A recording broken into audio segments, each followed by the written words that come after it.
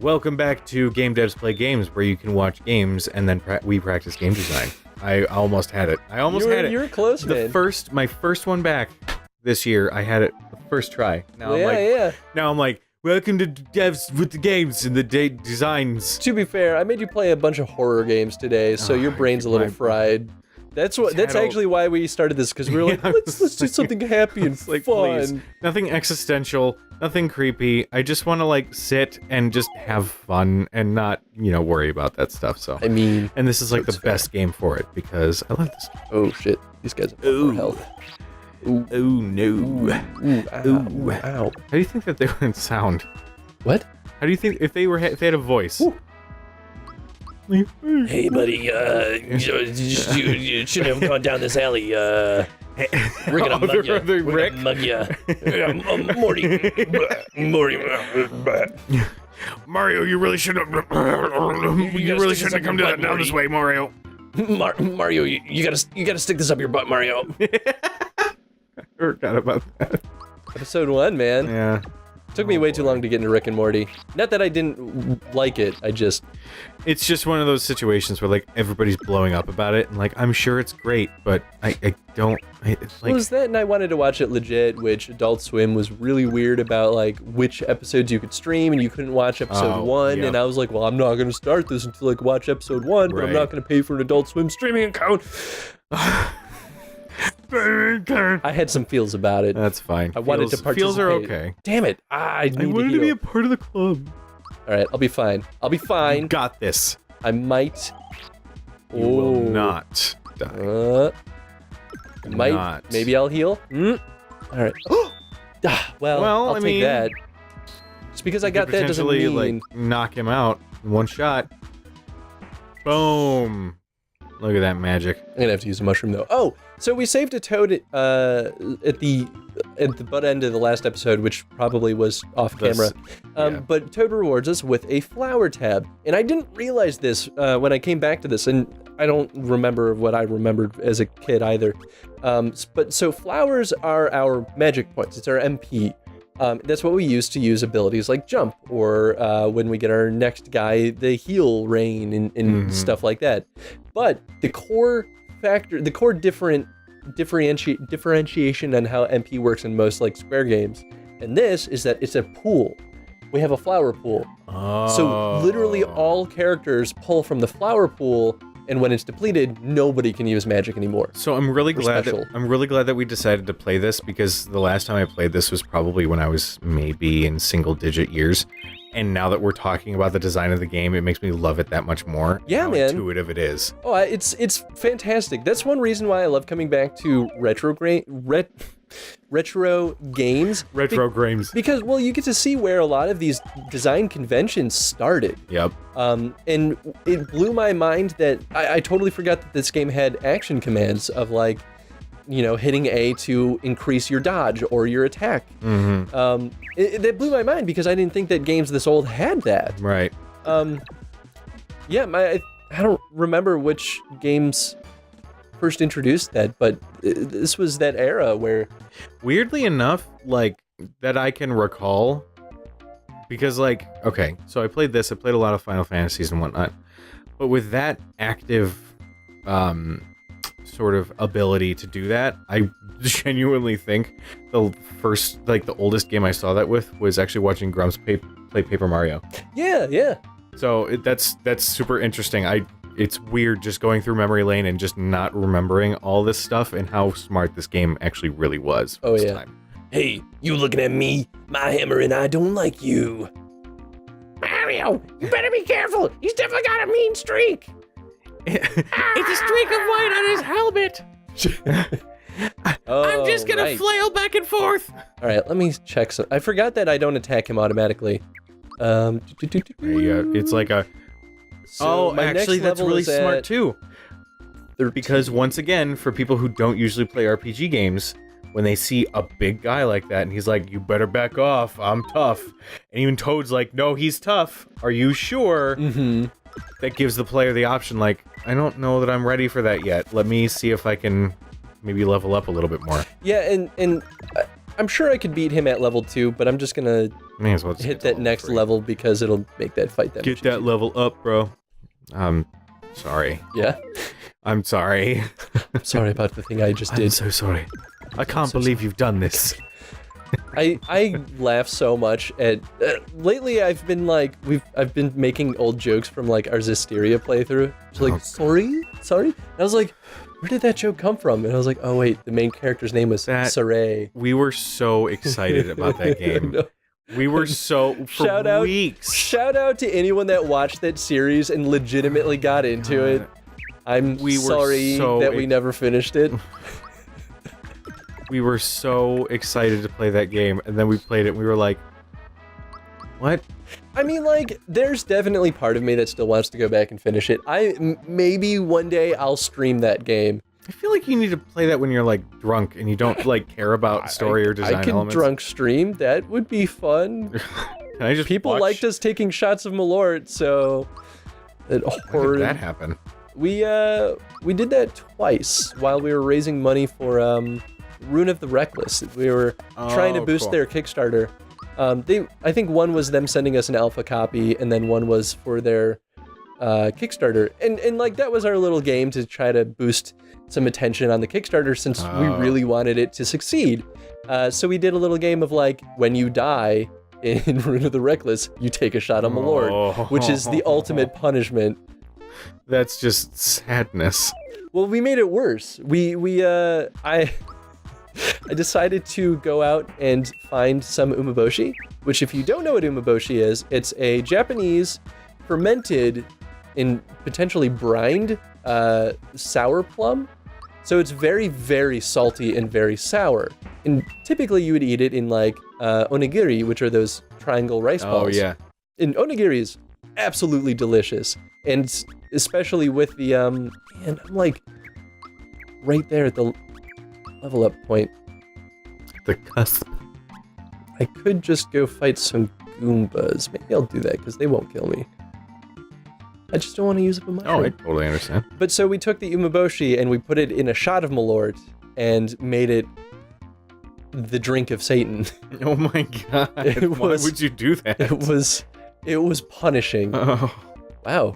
I didn't realize that these guys actually stay dead. Really? Did I kill everyone? Whoa. Well, I guess. Why do I not remember that? Yeah, I thought they respawned whenever you leave the zone and come back. They definitely regenerate if you like totally leave the area and come back. Like to the quote-unquote world map? Yeah, exactly. Well, I'll just use a mushroom. I don't want to die. Well, that's a good thing. I don't want to die. I don't want death. Oh, I didn't even see him. He came back. Well, so actually, let's talk about this.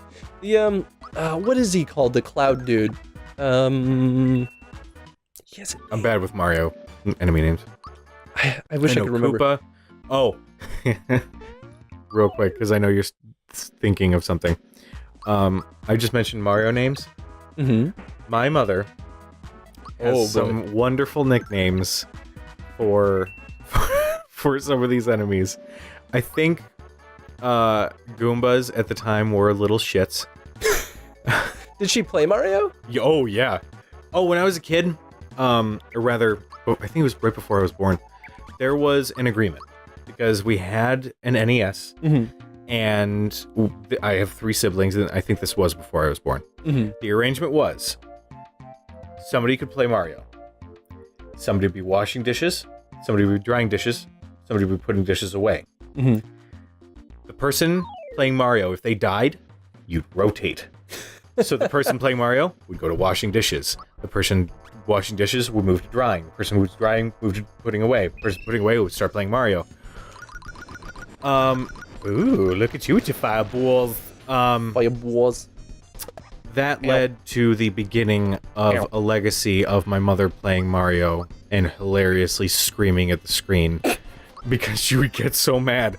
I think her nickname for the Koopas were Birtle Turds. Birtle Turds? That's pretty fantastic. Goddamn Birtle Turds. Yeah, or like...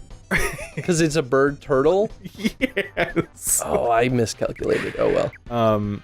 What else? We were actually playing Super Mario Wii. This is a couple years ago when it first came out. We were really excited because it was like, oh, we could play a Mario game again.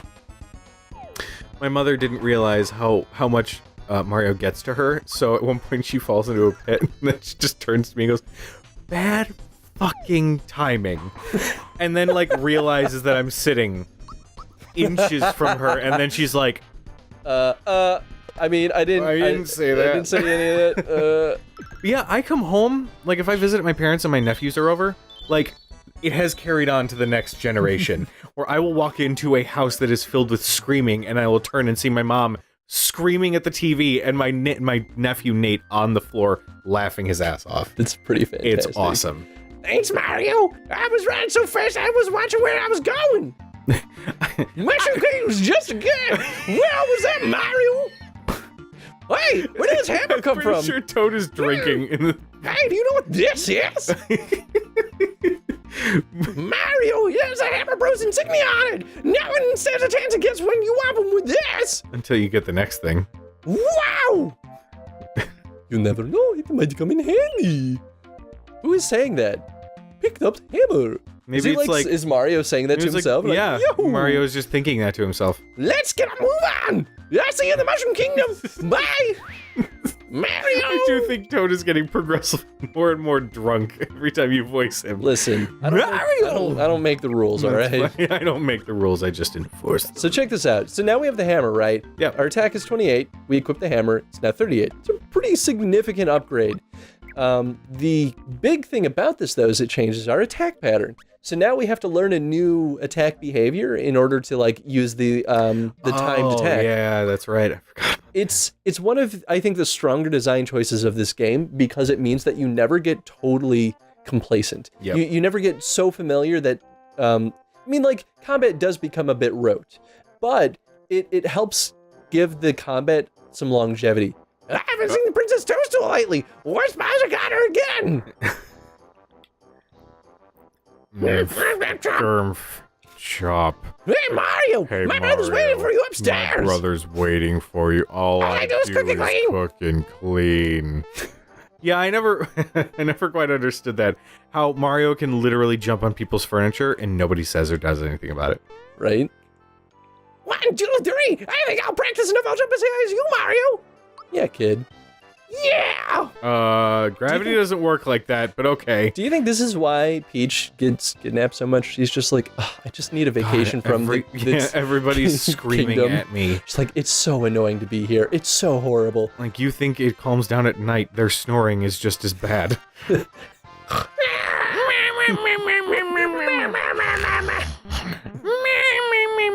It's so nice to see our young ones having a good time.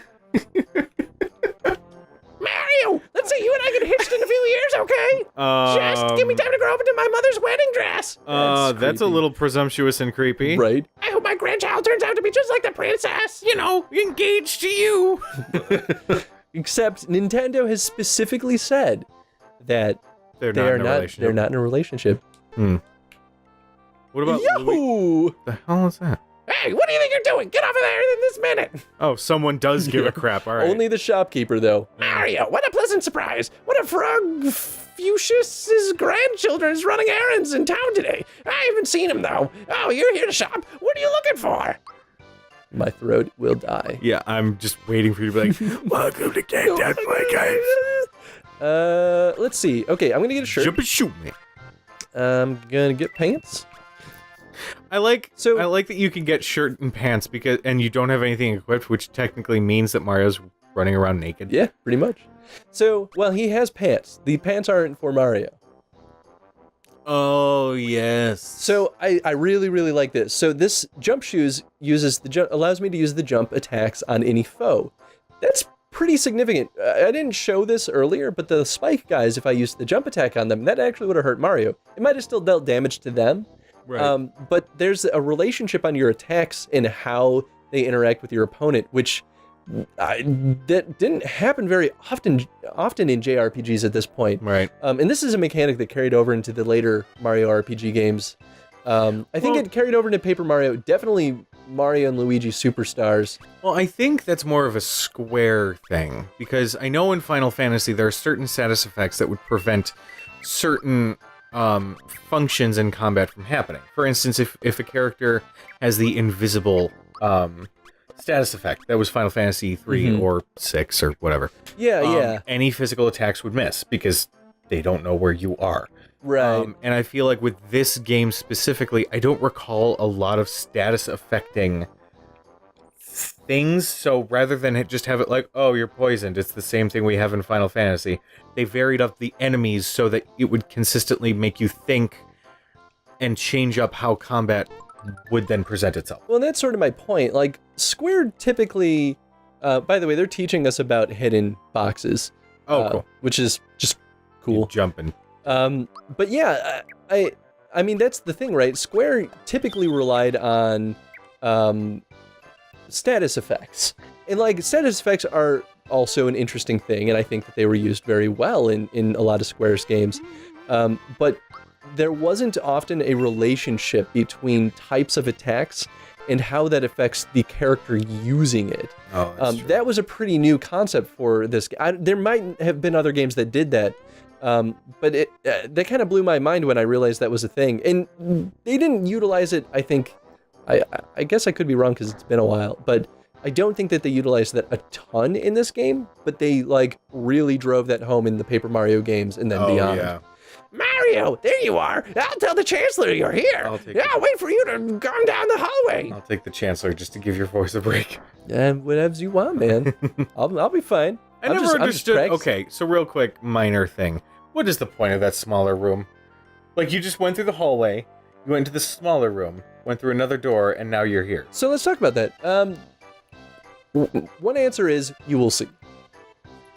Second answer is, it provides a sense of space. It makes this little castle feel a little bit bigger. Oh, that's fair. And while I agree that it's mostly pointless, that's important for games that want to invoke a sense of adventure and or exploration. Gotcha. If every room has something of value, then you will stop and search for that thing of value in every single room. The play of that game because you are spending time looking for an item as opposed to playing the game. Exactly. It destroys any sense of surprise and wonderment, which for games like this are a really valuable thing, especially if you consider the longevity of the experience. Yeah, that's true. The other thing is, it's how they use it, right? So that block was in between. It was a transitory zone. It had nothing in it, but it connected two spaces together. Now, if they had that room just like off on its own, like if I turn into the right door to the right and I go in there and there's literally nothing in there, then what's the point? Then I would be in more agreement that it has no value. Right. Okay. And you could argue that that's the same case for a lot of the houses that were in the town. But the thing of value you have in there is world building. There's world building, you get to talk to the other toads, and there's always the chance of having a hidden item in there. And I don't think there were hidden items in any of the other houses, but talking to the toad gives you a sense of what this world is like and what this kingdom is like. And I think that justifies their existence. If there weren't toads in there, then yeah, it's like, it's a house for the sake of having a house. And while it's like, ooh, yeah, of course I can go into a house because if you blocked it, it wouldn't make sense. Right. No, that makes sense. Okay. Understandable. Yeah. Sir, Mario has arrived. Oh yes, Mario. Mario, thank goodness you're here. Look at my mustache. What if, like, every couple of words he, like, slips up to Toad speech? So he's like, we have heard an explosion! Or something. We heard an explosion or something at Bowser's Keep. It was so loud I almost dropped my spores. Spores? Excuse me. Where's the princess? She departed for your house hours ago. That's my plan. Anytime there's all caps words. I fear the worst. Could Bowser somehow be behind all of this? Oh, some shit went down. That's all. That's right. Doesn't he like shapeshift into the sword first? Like, oh look, yeah, that's. It was Bowser. He was being a piece of shit, and then there was a Peach, and we saved the day. I always thought that was super cute. Spores alive. You're telling us that Bowser has abducted the princess again? I like that. Never mind. It'll be up to you to enter the keep and rescue Princess Toadstool. No, I'm not going to do it. I saved her, and it was all like, oh, I'm gonna get you. And then, oh shit, some big thing fell from the sky. I like that because, like, oh, where did it go? I think it's hilarious that they all react to his shapeshifting. Yep. So it's like, is this Mario's superpower in this world? Like, he can legitimately shapeshift? Weird. Egad, the keep is unassailable. What awful powers at work here? Mario, her life is in your hands. Please, save our dear princess. Okay. I'm going to twiddle my mustache while looking... Mario! I like that little... I almost forgot. This may not help you, but that's the new thing I'm doing with the character. Why don't you take it along? Really intense start, really slow. Oh shit, the map! Mario! Mario! I like doing this voice. Forgive me, but I can't stop worrying about the princess. Go to the cellar and prepare for your journey. The vault guard is waiting for you. Sorry, I didn't mean to skip you. It's fine. I just sort of improv'd the end. That's my improv skills, guys. Boom. Solid. Mario, the Chancellor's filled me in. Come, let me show you around. The Chancellor's filled me in from the throne room that I wasn't in. Help yourself to the treasures. Maybe they have walkie-talkies. Shit, dude, I don't know. Oh, This true. mushroom will restore your health points and flower points. Unfortunately, mushrooms if I will only restore your HP, so beware. Was this an This is a anime? flower. The more you gather, the more flower points you'll have in battle. Find them. This is a coin. The small ones are worth 1 and the large ones are worth 10. This one's worth 10. Thanks, Is Toad. this an anime where you have to fit in the dub with like 2 seconds of time? Yeah, pretty much. The vault guard better not be goofing off while I'm cleaning the guest room. Thanks for that, Toad. Thank you for that world. World building. Yeah. All right. Well, Are we at time? we are at Man, time. it goes quick. Yeah. Quick, man. Quick, man. The princess hasn't returned yet. Can you imagine how the Chancellor must feel? I don't know, but I'm Question gonna bounce on D. Princess Peach's bed. Yeah. I wish I could be in here more often. I'm just going to sleep in here, pretend that she's with me. She makes me sleep on the floor. Mario, that's a little creepy. Don't do that. Come back here. Oh wait, no. Maybe this What? is someone else. What's happening here? It totally is someone else. Whoa, what's that? What is his name? Why does he look all grumpy? Maybe you'll find out next time on Game Games. Question of the day. Well, let's wrap up this scene because I can't. Okay. I don't want to skip this. You little piece of shit. He reminds me of Oh no, the reptile stole my grandpa's coin. Oh, that's perfect. Oh, Sniffle, I can't cry. Big boys don't cry. But it's just not fair. What am I gonna do? All right, we're gonna deal with this guy in the next episode. That was a brilliant voice. That horrible crocodile wearing crocodile skin shoes, no less. Has he no shame? Whoa, who is talking to me there? What is? Oh, Is it's a is that hidden where he person. is? Maybe that's where the crocodile guy actually is. Weird. And it's just like, Oh, we have maybe to put if I someone get there. too far away, he says, oh no, he just like only talked to me when I was over there. Crazy. All right, we need a question of the day. Question of the day. Do you like my Toad voice? I don't know. Do you feel? How about We could talk about the value of having that the level up like stat bonus system. Oh, yeah. With the effect of having it randomize the like benefit, like how sometimes it'll give you more in one stat than in the other. What effect do you think that has on the long-term experience of the game? Do you think that it sort of forces the player to kind of choose that one because it's always the best option?